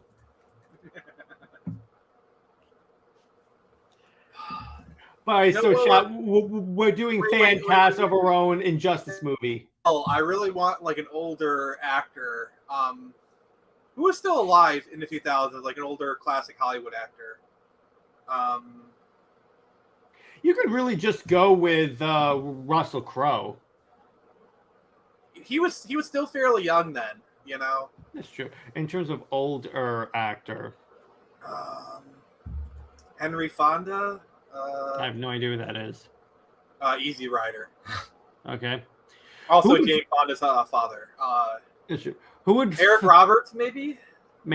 Who would Philip Seymour Hoffman play? If we could cast him. Yes. Because he was. I think at one point people wanted him to play the Penguin. He would do a good job. Mm-hmm. Who would play Bane? Dwayne "The Rock" Johnson. because like honestly, I don't think people would even be mad that you changed up the race because like Dwayne Johnson in 2000s, like because you would get a wrestler. It would either be that, Oh, yeah. John Cena. It would be one of the big wrestlers at the time. Brock Lesnar, Bautista. Batista would be good, but The Rock at the time was already an established actor. Plus, The Rock was already a bit of a name in the 2000s. And honestly, he's got the acting chops for Bane, plus the physicality. That's true. Now, here's the question: who would Arnold Schwarzenegger play? All right, everybody, yeah. Mary Made Up agrees with you on Dwayne The Rock Johnson, and I agree with you too. He would be fantastic as Bane. I could see that. But who would Arnold play? They cast him as like Pa Kent. Superman comes home. He's just lifting weights. Who's Martha Kent in this version? Oh, the grandmother, Aunt May from the same Raimi movies. Rosemary Harris. Yeah. You do too much. You're not Superman, you know. I'm sorry, the fact that they put that in the first movie, I love that. Yeah, that's such a great line. He's like, actually. And I could even see it like, in my version, in the script, because in this scenario, I'm writing the script. I put in, you do too much. You're not Batman, you know. Yes, exactly. You know, just as a callback to that, you know. Mm-hmm. Oh, I got it. A one. Who would I forget this actor's name for some reason. He was Green Goblin in the Raimi movies. Who would he play? You mean William Dafoe? Yeah, who would he play? Would we go crazy Dafoe or like the way he was in Aquaman? Well, I'm trying to think of like a crazy villain. Oh wait, Mad Hatter. First, that's true. There's one No, villain. William Dafoe is Mad Hatter. Yeah, who would play Brainiac? That's Arnold Schwarzenegger. No, I don't think he has the gravitas for it. Yeah. I got it for it. The guy who played Tywin Lannister in Game of Thrones. Okay, or you could go with Kevin Spacey. It's just one of those menacing, because I want like a classic British voice for Brainiac. That works. Who would play? There was one other character I had off the top of my head. Who would play Sinestro? Would you go with the one from the Green Lantern movie? Antonio Banderas. I mean, come on! It's like he goes, "Hal Jordan, you killed my father. Prepare to die." That's a different Spanish person, but yeah. Oh, okay. Oh no, that was many. The guy from Criminal Minds. Yeah, and Homeland. I got confused because of Zorro. Yeah. No, actually, I know who Banderas would play. They would do a flashback to Batman's parents being killed, and then you see them in the theater and they're watching Zorro the movie. Oh! You know what my favorite part about the Batman is? They say he died in 2000. Like, okay, what movie do you think they're coming out of when they got killed in the Batman Robert Pattinson version? Is it Shrek? No. No, it's 2002 when in Robert Pattinson's version when they died. Yeah. What movie do you think they're coming out of? I'm trying to remember what movies came out around that time. You know, Shrek was one of them. I'm sorry, It's just Sam Raimi Spider-Man, and that's where we got the idea of being a vigilante. All right, Father, I shall become a spider. Attack of the Clones. That would make someone turn evil, turn brutal real fast. I'm trying to think of actually Two Towers. I'm looking at like the top 50 movies of 2002 right now. Bowling for Columbine. Maybe they came out of that. Who would Keanu Reeves play? Constantine. As much as I would love that, I think I want to get an actual British. Okay, I want a British person. Okay, that's fine. Yeah, David Tennant for Constantine. Yeah, I could see that. One of the doctors, you know. Yeah. Who would play? But then again, who would Keanu Reeves play? Oh, also, Leonardo DiCaprio is playing one of the Robins. I can, He can play Tim Drake. yeah. An older Tim Drake. No, he's Nightwing, because you got to realize, this is Catch Me If You Can era. Him. Oh yeah, my God, Harry Potter and the Chamber of Secrets. Yeah. It'd be funny. You know what I really wish? If his parents have actually died in like 2004 when Goblet of Fire had come out. Like, imagine Robert Pattinson's Batman. The last film his parents saw, Goblet of Fire. Yeah. You know who else died in that movie? Yeah, Robert Pattinson. That would be fantastic. It just clicked. I'm like, oh yeah. But my headcanon is they went and saw Shrek. Oh wait, that was a 2001 film. So, all right, now who would Keanu Reeves play? Because I could see him probably playing. I mean, Okay, so this is 2000. Keanu Reeves really didn't do much in the 2000s. I don't really care what they The Matrix, kind of. Well, Matrix, yeah. So he's good for physical roles.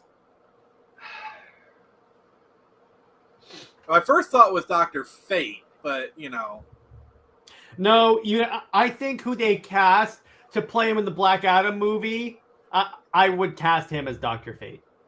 Who, Keanu Reeves now? No, I'm talking about in terms of for the role of Dr. Fate in our movie, I would cast who's the guy that they cast for Black Adam who was a James Bond? Black Adam, they cast Dwayne The Rock Johnson. No, I mean for Pierce Brosnan. Yeah, I think I would cast him as Dr. Fate and leave it like that. You remember that because Pierce Brosnan's last Bond movie was 2004. So so he's still like I don't know, because Dr. Fate kind of seems like an old man kind of role. I mean, he's good for it now. I know who Keanu Reeves can play. Aquaman.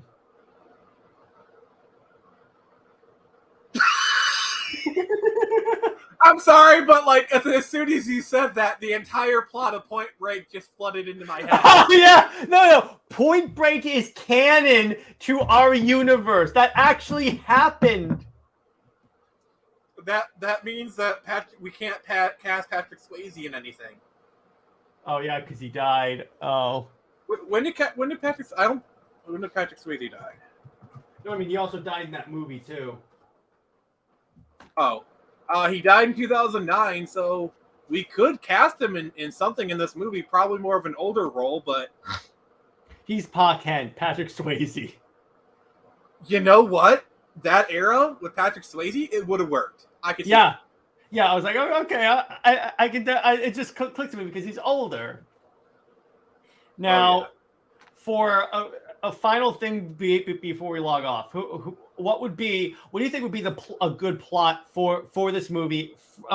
Would we keep to the comics like really closely, or would we try and veer off a little bit? How would you veer off? I mean, there are some things I wouldn't do. Like I wouldn't necessarily deal too much with magic at this point, and I'm not sure. Would I make Superman a Yellow Lantern, even though that was really cool? I would honestly go straight to the Greek gods just showing up. Wait, is this Superman the good Superman? No, the bad Superman. Okay, because the good Superman is Hope, and he'd be a Blue Lantern. Exactly. That was, in fact, my one complaint with literally Blackest the Superman Night. symbol means Hope, so he's a Blue Lantern. That was my problem with Blackest Night. They didn't give him a Blue Lantern ring. I'm like, what? But anyway. Oh, here's a question for you. Yeah. Which one is Batman? Yellow or green? Yellow. But he also has a lot of willpower. But remember, the thing says you have the ability to instill great fear. I think Sinestro has it so like he doesn't want Batman to have a Yellow Lantern ring. Yeah, because he knew it'd be too powerful because he's Batman. But so I would do the Injustice storyline exactly how it's in the comics for year one. In other words, the whole Metropolis thing happens. Superman declares himself the world government. He kills Green Arrow. All that happens. Regime. Mm-hmm. Oh, by the way, who would play Huntress and Batgirl? We have to cast those two. Trying to think here. Rose McGowan as Huntress? I could see that, and you could do Hermione Granger as Batgirl. You just want to cast her. You just want to cast Emma Watson to everything. Like, I don't blame you, but I don't know. I feel like in the 2000s, I mean, I want to put her in Zatanna because that makes sense. She's playing a magical person. You do realize the last of the films came out in the early 2010s. Even then, she was barely over 18, so she's still really young in this kind of 2000s era. Mm-hmm. Oh yeah, that's true. But Batgirl was kind of young. Well, if we're doing like the preteen version, I can maybe see Emma Watson in it. You know. That's true. Oh, Batgirl is Chloe Grace Martinez. No, she was way too young. No, she was way too young. Oh yeah, we're not. This is the Kick-Ass era. Yeah, Kick-Ass era was even 2010. So it's just like if we're casting like 2015, 2016, like Kick-Ass 2 era, Chloe Grace Martinez, yeah, she's perfect. Like she was literally Batgirl if she wore purple. You know, she was perfect at Batgirl. Would you do Emma Stone? I think even then she was a little bit too young. But like if we're talking like, wait, when did Amazing Spider-Man come out? Okay, I think that was like in the 2012s era. I think 2012. So I want to see when was Emma Stone born? 1988. So she's a year younger than I am. Okay, that helps. So I graduated high school in 2006. So she would have been 18 in 2007. So if we're doing a late 2000s version, yeah, she could probably do Batgirl. Mm-hmm. So the point is that that's normal. And then where it would go for me is it would go straight into the Greek gods invading, because immediately you'd think the gods would become like aware of this super being. Kevin Sorbo plays Ares. Yes! Yes, there you go. Angelina Jolie plays Hera. There you go. And who would you cast as Zeus? Yeah, I was about to say who'd play Zeus. Anthony Hopkins. I could see that actually. That would actually work. So anyway, the gods invade. Oh wait. Granny Goodness is played by Cloris Leachman or Betty White. Betty White. That would be so good. You know what the best part is? I bet if someone had pitched her Granny Goodness, she would have done it too. Yeah, she would have done it. Because Granny Goodness is like the perfect role for Betty White. Yeah, or Carrie Fisher.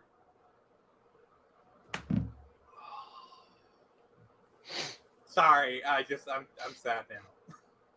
All right, but anyway, Mark Hamill's playing the trickster. Yeah, he has to. But anyway, so it goes straight into the Greek gods, and I'm changing the order of the years a little bit. Okay. Because it always seems kind of weird that it took forever for the gods to get involved when Superman is declaring himself pretty much the god.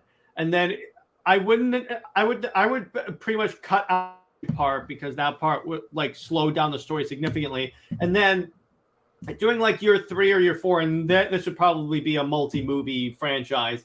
We would establish that Batman is looking into getting like superheroes from another reality to come in. Oh dear God! And then by this point, the Justice League that our Batman brings in is the DCEU Justice League that we have now. Oh, holy shit! I was just thinking that. Like literally, like you have Michael Rosenbaum playing the Flash. You know, like you have Tim Daly playing Superman. You know, like all of those people. Oh my God! No, but Dana Delaney as Lois Lane. You bring in because Dana Delaney is an actress, you know, too. Like she was doing her Desperate Housewives run at this point. Yeah, no, dude, it's the actual Justice League from the cartoon.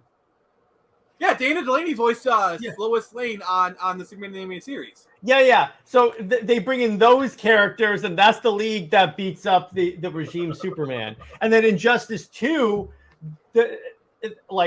years down the line would be the DCEU that we have right now with like Gal Gadot, Jason Momoa. Also, Christopher Reeve plays Metron. Yes, I could see that. I would love Because that. it's just a guy on a chair, you know? Yes, I Like, would seriously, so. that would have been perfect.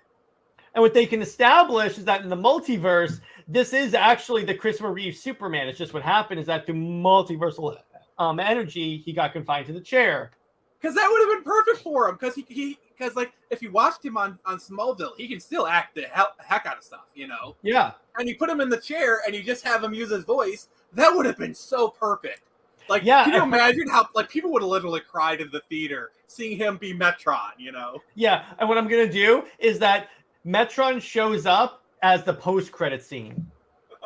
And it's Christopher Reeve on the chair. And it's Christopher Reeves. Yes, I'm 100% in agreement with you. And you know what? And I guarantee you, Christopher Reeve probably would have been game for this because it's like, oh wait, that's a role I can actually do. Yeah, and it's like encouraging. He's a superhero that's in a chair. Everyone can be a superhero. Oh my god, he would have so agreed to do that. And Yeah. people would have been freaked the frick out, like if they see that as post-credit stinger. Yeah, exactly. And then he's like, no. You can, and then as it comes through, you get little hints of the Superman theme from the movie. It hovers in, dun dun dun dun dun. Or what As you it do? pans up. Here's what you do. You have it's kind of dark. You see like a chair. Fans know it's a Metron chair, and you see someone in shadows walk to it. You can maybe see a hint of a cape, and then they sit down. Kind of the camera turns and it reveals it's Christopher Reeve Superman. Yes.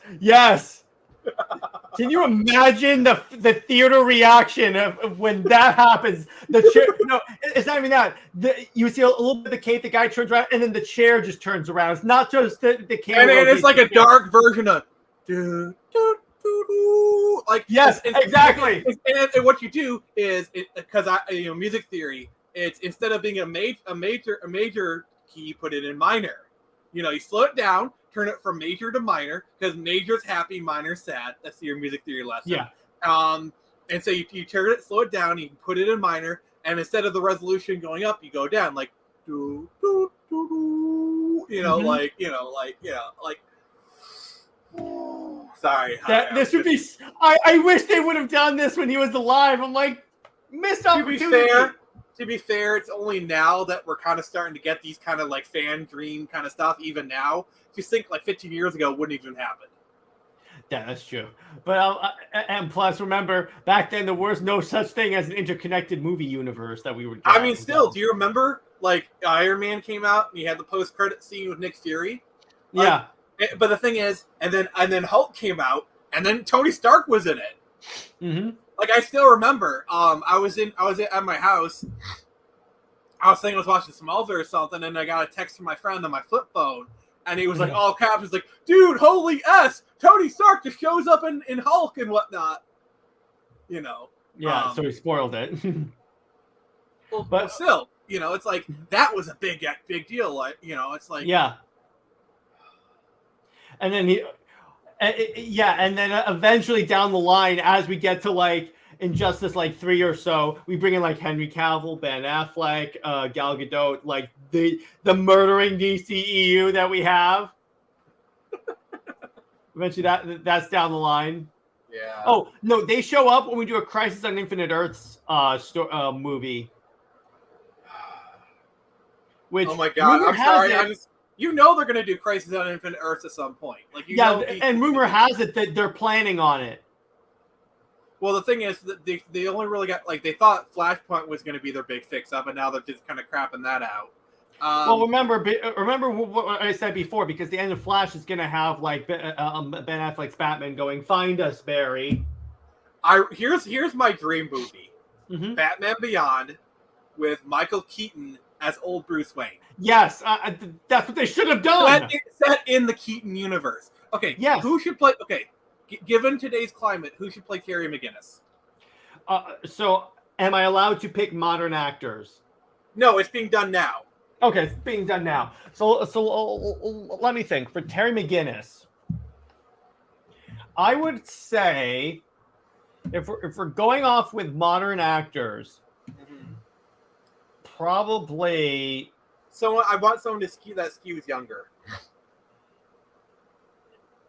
who the guy that I know exactly who it would be. Hang on, I just gotta make sure I know this dude's name. Okay, I know exactly who should play it. Dylan O'Brien. Who's that? From Maze Runner. He's the main guy in Maze Runner. Isn't he the guy who's supposed to be who's rumored to take over for Flash? Yeah. Yeah, he's a good actor. Yeah, I could definitely see him as Terry. Yeah. Robbie Amell probably would have been a good voice. Yes! Yes! Also, the guy who played Gale in Hunger Games. No, yeah, you want to put a Hemsworth? We just start sniping actors from the MCU, taking all their guys. Liam Hemsworth, I think, Yeah. Honestly, Tom Holland would have been a good Terry McGinnis. Yeah, Alice. He shows up, Mr. Wayne, Mr. Wayne. Well, no. Tom Holland would not be, because the thing is, because the reason why Tom Holland is not good for Terry McGinnis is the reason why he sucked as in Uncharted, because he's got too much of this golly gee whiz. Mm-hmm. That's true. That's why I think Dylan O'Brien could be really good as Terry. Yeah, he's got kind of that build and kind of the acting style. I can see that. I'm just trying to think of like who would they hire to play old Barbara Gordon. It's Alicia Silverstone. I'm sorry. That's cool. And here's what they could do: if you're willing to compromise with me on the Keaton thing, they could put Kevin Conroy. Cool, but I want this to be set in the Keaton universe. That's true. I'm cool with that. That's what they should have done with this, and not first off, for the Flashpoint movie, they should have brought in Jeffrey Dean Morgan and said you're Flashpoint Batman. He wanted to play it, and I think he came out and says like, guys, I don't have much time left where I can pull it off. Yes, please do. Eventually, please do that, because I think you like that version of Thomas Wayne Batman. Yeah, Jeffrey Dean Morgan, Negan as Flashpoint Batman. I'm sorry, yes. But there has to be a scene where Thomas Wayne Batman is beating the crap out of someone with a bat. Yes, absolutely. With the spike bat. There has to be a scene of someone doing that. What I would say is that he's fighting some criminals, and then someone swings the spike bat at him. He catches it, and then starts beating him with it. And he goes, I like this thing like Han Solo. And he just No. He beats it and says, man, I'm hungry. Like Lucille's hungry. Yeah. So I think it's a good place to actually no. So and then it would we end the story? At what point would we actually end Injustice? Would we kill evil Superman? He allows himself to be killed. Actually, here's the thing. Brainiac invades and the evil Superman sacrifices himself. Like he flies into the ship and just blows it up. No, let me do this. Okay, go ahead. No, that's the line he says. Oh yeah. That would actually work. I have to do and that way he gets a little bit of a redemption. Yeah, I was just going to say, like, they literally just kind of shove a kryptonite stake into his heart. Someone does that, but, he allows them to do it, but, that works too. That's true. Now, how evil will we let Superman go? Would we essentially make him as He's crazy? He's going to fry Shazam's brain. Oh, yeah. That's got to... Who do you cast as Shazam? Well, there's two... Well, the thing is, what two actors? Okay, now, so first... Are we going back to the 2000s for this? Yes.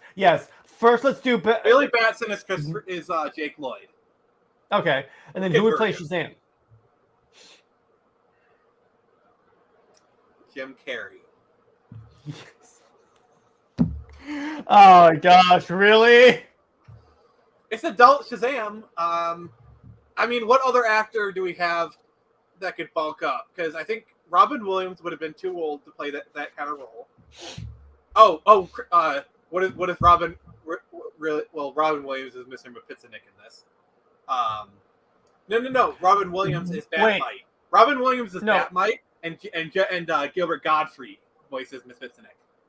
Yes, that's so much better. You kidding me? Gilbert Gottfried as Mixelplick? Yes. He did it in the animated series, and then Robin Williams can be Batmite. Yeah, that's so much better. Because he can still do like the genie stuff, the manic energy, Yeah, exactly. And then in terms of Kryptonite Warhead. Rest in peace, Gilbert Gottfried. You are a legend. yeah, that would work really well. And then I would say end it with a Crisis on Infinite Earths where that reality is like wiped out, and then we go to the new reality. Yeah. Now, so that was a fantastic discussion. The next live stream we're going to do a whole thing where we cast our entire DCEU. We have to do this again, except with more people too. All right, I'd be happy to come on. Yeah, absolutely. You're always welcome. Now, all right, I'll see you next week. Wait. Concluding question: where do you do you agree with me that looks like we are going to go to a Snyder the Snyderverse at least as a delaying tactic in terms of DCEU stuff until they can make a plan? I mean, the signs do seem there because like with Peacemaker, they had the Snyder version of the Justice League show up. Like it even had Wonder Woman, Superman there. Yeah, even though they were shrouded, but I got that. It was clearly that. Plus, the Aquaman from the Aquaman movie, because he was in the suit and trying that he had in the movie, that's explainable because in Aquaman they keep it vague enough that you can't say that's canon to Snyder's verse. Well, they literally say in Aquaman, you fought against Steppenwolf. Yeah, literally, so that's Mira it. Says, literally, Mira says, you fought against Steppenwolf. That's one line that says that Aquaman is clearly within the Snyderverse. Well, not necessarily, because remember in the Whedon, they still fought Steppenwolf. Except they fought a less cool version of Steppenwolf. I mean, close enough, But let me put it this way. The point is, they keep it general enough that it's total, that that at least so I consider so they can go whichever way they want. Yeah, exactly. It's the same thing with Shazam. That's why I consider those movies in the Snyderverse. So anyway, I do find it kind of concerning that we haven't heard any rumblings about a third Wonder Woman film. I do find that a bit concerning. All they said is that it's going to take place in the modern era, which I'm like, yes, please, and don't stop bringing back Steve Trevor. Either fire Patty Jenkins or bring in Christopher Nolan or Zack Snyder as a producer. I would. That's a dream team right there. In other words, put the team on the movie that made Wonder Woman 1. We all know what happened with that movie. But I would say at least, because here's the thing, you don't need to do a theatrical release for Snyder. Just put all of his stuff on HBO Max. You're good to go. Yeah, I'm just worried about some of the crap they're doing, like with the Batgirl and whatnot. Yeah, but I honestly think all that stuff is on borrowed time. I really think that what the new Discovery leadership is looking at right now is looking at what people are excited for, and they're really prioritizing which characters sell. And they're like, okay, Batman, Superman, Wonder Woman, let's have a Justice League established. I bet they're really happy that with Aquaman, the problem actor is the sidekick, not the main star. Yeah, exactly. Because they're like, oh, thank you. It's a character that we can either get rid of or recast easily. No, thankfully, the main star everyone loves. Yeah, because and remember, if the rumors are, she only has 10 minutes of screen time in the Aquaman movie. Apparently, Jason Momoa, he unfollowed her on Instagram at some point or something. All right, well, obviously he has a good judge of character. Yeah, I was about to tell you. Yeah, it would be hilarious if it was another star issue, but I'm like, thank God it's not. Because you know that if it were just a side star in The Flash that was an issue, they would just cut that role out completely. I still think they should recast Amelia Clarke as Mira. Yeah, I definitely think of the They did have good chemistry in Game of Thrones. Yeah, of the actors that could play Mira well, I do 100% agree with you. There's no one else that I think could play her Amelia Clark's not the best actress, but for what Mira requires, I think she's a better actress than Amber Heard. Yeah, and if I were casting Mira in our movie, I would put Olivia Wilde as her. And then I think I'd cast her as something else, though. It's like no, I know, but I was saying is that in that time period, I would cast Olivia Wilde as her. Yeah, she'd do good as Mira. I think so. So in other words, it looks, because the signs are there from Warner Brothers and Snyder. They keep using Snyder stuff in the promotion material as well. So honestly, I think we're kind of see how things shake out. A lot of it depends on how the Flash movie does. Yeah. I don't think it's going to outright bomb, but I do think there's a good risk of it vastly underperforming. Yeah, I don't think it's going to be. In their eyes. I don't think it's going to do Aquaman levels of good. Because here's the thing: the Flash has never really been a fan favorite of the DC, like the new DC movies. Like he was never really a well-liked character to begin with. Yeah. And this movie's really confusing. They literally had to bring in Michael Keaton to get people interested in it. That shows how desperate they are. Yeah, and there's so much like negativity surrounding this movie, not just from the actor, but the fact that they went through like 3 directors. Also, do you really think Ezra Miller is going to be a good boy for the rest? He's No. He's going to mess up again. Honestly, what I could see them doing is just canceling the movie. Because outside of just complete or just they reshoot the ending to where because I was saying, well, when all this stuff was going down with Barry out with Ezra Miller, I was like, this would be a good time to introduce Wally West. The problem is they're just going to make Wally West black, Yeah, that's true. They're not exactly known for casting people, right? But anyway, get your side. Yeah. But although I could see Michael B. Jordan playing a good Wally West. Yeah, I could see that. Yeah, in other words, it's not the horror. It's not like we wouldn't have access to quality talent. Yeah, my thing has always been, like, if it's the right actor for the right role, I'm fine with it. But like they're doing these castings, like we want diversity. Like they're casting specifically for skin color. They're casting for to check boxes. Yeah, like, and that's like the guy that got playing Commissioner Gordon, the Batman. He's perfect for the role. Like when I heard him, it's like, oh, I love that actor. He's perfect. Yeah, I have no issue. That's why I go, because obviously here's the thing about race bending: they can't exactly deny someone because of their skin color. They can't exactly say no, we're not going to hire you on this job because your skin color. They just say different things, like, oh, they weren't right for the role. Yeah, but that's why it's always like, as long as they're good and as long as they're actually good actors and good in the role, that's fine. Yeah, yes. But the problem is that it's rare when we get that example of the good actor that's paired with the good role. Yeah. But anyway, that's the discussion for another stream. Nick, it was a pleasure. You're always welcome on Comics League. Pleasure.